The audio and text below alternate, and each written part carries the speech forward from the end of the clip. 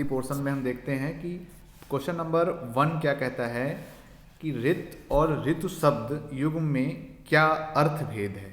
यहाँ पर दोनों ही शब्द हैं। ये सारे क्वेश्चन किसी न किसी एग्ज़ाम में आए हुए हैं। एक केंद्रीय विद्यालय पीजीटी का पेपर का हिंदी पोर्शन है, तो ये आपको सीटेट टेट और भी जितने भी हमारे टीचिंग के कॉम्पिटिटिव एग्ज़ाम में हिंदी पूछी जाती है उसमें ये आपको काम देंगे। तो यहाँ पर ऋत और ऋतु शब्द का जो अर्थ है वो है, ऋत का मतलब होता है सत्य और ऋतु का मतलब आप जानते हैं कि मौसम होता है। तो यहाँ पर डी ऑप्शन इसका करेक्ट ऑप्शन है। नेक्स्ट क्वेश्चन था कि सभा शब्द का प्रयोग किस संज्ञा के अंतर्गत आता है। तो सभा शब्द का प्रयोग कौन सी संज्ञा है? व्यक्तिवाचक संज्ञा है, जातिवाचक संज्ञा है, कि भाववाचक संज्ञा है, कि द्रव्यवाचक है? तो सभा जो है वो एक जातिवाचक संज्ञा है यहाँ पर। नेक्स्ट क्वेश्चन क्या कहता है कि संज्ञा की व्याप्ति किससे मर्यादित होती है। संज्ञा की, क्वेश्चन नंबर 3 है, अच्छा ही क्वेश्चन है कि संज्ञा की व्याप्ति किससे मर्यादित होती है। तो इसका सही जवाब है विशेषण से। विशेषण से संज्ञा की व्याप्ति मर्यादित होती है। नेक्स्ट क्वेश्चन है क्वेश्चन नंबर 4, निम्नलिखित में से कौन सा शब्द स्त्रीलिंग है।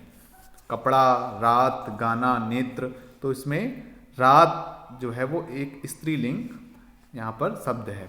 नेक्स्ट क्वेश्चन है कि निम्नलिखित में से कौन सा शब्द पुल्लिंग है। सांकल, सभा, व्याख्यान, दक्षिणा। तो यहाँ पर व्याख्यान जो है तो वो एक पुल्लिंग शब्द है। नेक्स्ट क्वेश्चन है कि पुल्लिंग स्त्रीलिंग के युग्म में से कौन सा युग्म सही नहीं है।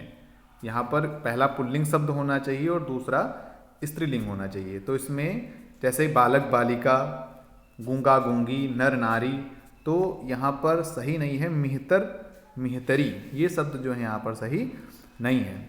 नेक्स्ट क्वेश्चन है कि कौन सा शब्द सदैव एक वचन में प्रयोग होता है। तो धन और सोना ये दोनों ऐसे शब्द हैं जो एक वचन में प्रयोग होते हैं। नेक्स्ट क्वेश्चन है कि संज्ञा के किस रूप में किसी को पुकारने का बोध होता है। संज्ञा के किस रूप में किसी को पुकारने का बोध होता है। तो वो संबोधन कारक होता है जिसमें किसी के पुकारने का बोध होता है। संधि कितने प्रकार की होती है। तो संधि हमारे 3 प्रकार की होती है। अशुद्ध वर्तनी इसमें से चुनना है, जैसे कि यहाँ पर स्वयंवर, सज्जन, सन्यासी। तो अशुद्ध इसमें उज्ज्वल है। उज्ज्वल जब लिखते हैं तो उज्ज्वल लिखा जाता है, उज्ज्वल। तो यहाँ पर ये जो है अशुद्ध शब्द है, उज्ज्वल। फिर नेक्स्ट क्वेश्चन है कि कौन सा शब्द आकाश का पर्यायवाची नहीं है। तो अवनी जो है, अवनी मीन्स होता है धरती।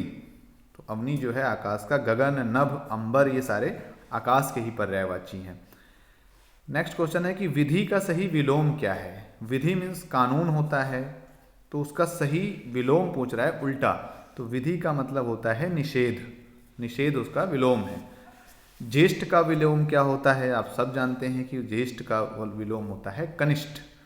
सही संधि विच्छेद का चयन कीजिए, जैसे कि जो महोदय शब्द होता है तो महोदय का सही क्या है। तो यहाँ पर महा प्लस उदय, महोदय हो जाता है। आ और उ मिलके क्या बना देते हैं, ओ बना देते हैं। तो यहाँ पर ये सा है महा प्लस उदय, तो वो क्या हो गया, महोदय। निम्नलिखित में से अशुद्ध संधि का चयन करें। यहाँ पर कौन सी अशुद्ध संधि हुई है।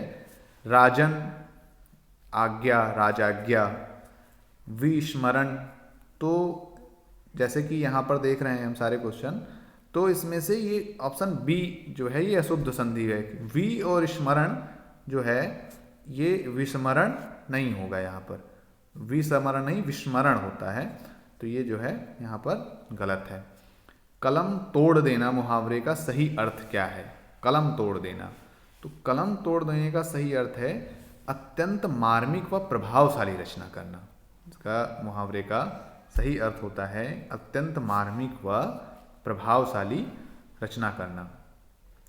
20 क्वेश्चन आते हैं, तो देखते हैं नेक्स्ट क्वेश्चन। नीम हकीम खतरे जान कहावत का सही अर्थ है। तो नीम हकीम खतरे जान का मतलब होता है अध कचरा ज्ञान, नुकसान देता है। नेक्स्ट क्वेश्चन है कि आवश्यकता से अधिक धन संपत्ति एकत्र न करना वाक्यांश के लिए एक शब्द क्या है? आवश्यकता से ज़्यादा जो है धन संपत्ति एकत्र न करने का मतलब होता है अपरिग्रह।